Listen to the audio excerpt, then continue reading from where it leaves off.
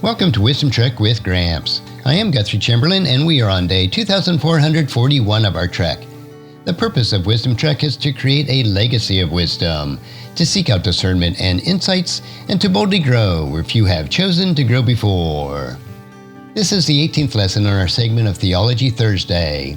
Utilizing excerpts from the book titled, I Dare You Not to Bore Me with the Bible, written by Hebrew scholar and professor, the late Dr. Michael S Heiser, we will invest a couple years going through the entire Bible, exploring these short biblical lessons that you may not have received in Bible classes or church. The Bible is a wonderful book. Its pages reveal the epic story of God's redemption of humankind and the long bitter conflict with evil. Yet it is also a book that seems strange to us at times. While God's book was written for us, it was not written to us. And today our lesson is, Promise Undelivered? When exposed to evil, we might doubt God's presence. Soldiers' accounts and memoirs often recall times of doubt when they have grappled with war atrocities and ultimately the struggle between good and evil. While Scripture is clear that good will triumph, it also says that evil will win its share of battles.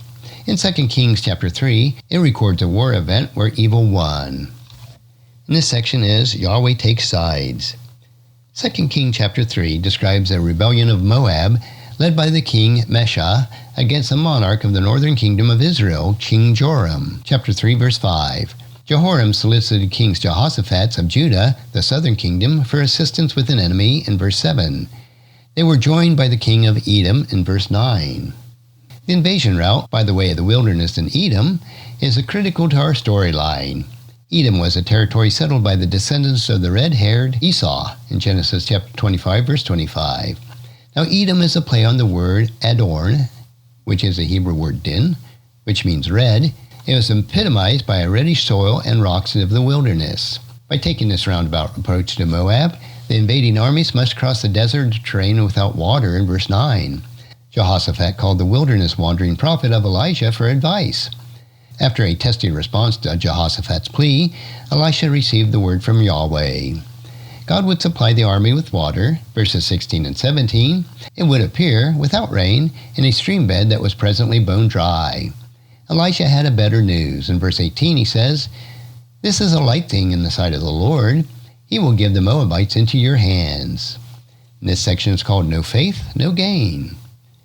When they arrived at the place of battle, the Moabite soldiers are fooled by the pools of water that appeared red against the ground of the sun's reflection. They assumed that it was the blood of the invading armies, often enemies themselves, that had erupted in the battle against each other in verse 23. When the Moabites approached the strips to plunder the dead, they were ambushed by invading armies. In desperation, the king of Moab committed a horrible atrocity. In verse 27 it says, He took his oldest son, who was to reign in his place, and offered him as a burnt offering on the wall. The meaning of this next line is hotly debated. It says, And there came a great wrath against Israel, and they withdrew from him and returned to their own land. Why did this happen? Why wasn't Yahweh victorious? After all, Elisha had said that God would give the invaders victory in verse 18. In the Old Testament, we read that the Israelites believed the gods of other nations were real, assigned to the nations by Yahweh, who was superior and ruled over all the other gods, according to Deuteronomy chapter 32, verses 8 and 9. They believed that these gods were demons, real spiritual beings, Deuteronomy chapter 32, verse 17. Given the nature of this worldview, it seems that the Israelites were frightened by the sacrifice and lost their faith, thinking that Moab's God was angry against them and would empower Moab to win because of the sacrifice. Elisha had told the kings of Israel and Judah that God would help them, so why had he not? This situation isn't the first time that God promises but chooses not to deliver. God had told the Israelites that they would conquer the land under Moses and Joshua, yet they failed because of their unbelief in Numbers chapter 13, Deuteronomy 31, Joshua 13, and Judges chapter 1.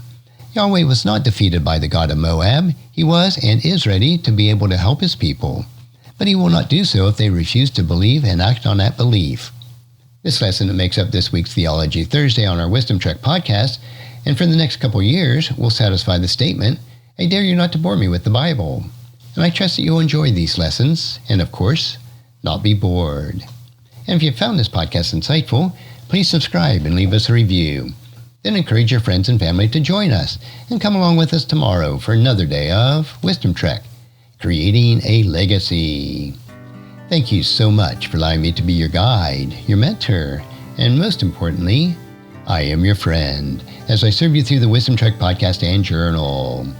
As we take this trek of life together, let us always live abundantly, love unconditionally, listen intentionally, learn continuously, lend to others generously, lead with integrity, and leave a living legacy each day.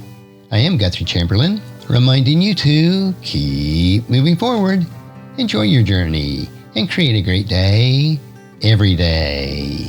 See you next time for more daily wisdom.